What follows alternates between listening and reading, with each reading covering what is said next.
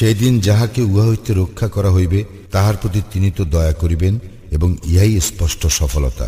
আল্লাহ তোমাকে ক্লেশ দিলে তিনি ব্যতীত উহা মোচনকারী আর কেহ নাই। আর তিনি তোমার কল্যাণ করিলে তবে তিনিই তো সর্ববিষয়ে শক্তিমান। তিনি আপন বান্দাদের উপর পরাক্রমশালী, তিনি প্রজ্ঞাময় জ্ঞাতা। বলো, সাক্ষ্যতে সর্বশ্রেষ্ঠ বিষয় কি? বলো, আল্লাহ আমার ও তোমাদের মধ্যে সাক্ষী, এবং এই কুরআন আমার নিকট প্রেরিত হইয়াছে যেন তোমাদেরকে এবং যাহার নিকট ইহা পৌঁছিবে তাহাদেরকে এতদ্বারা আমি সতর্ক করি। তোমরা কি এই সাক্ষ্য দাও যে আল্লাহর সঙ্গে অন্য ইলাহ আছে?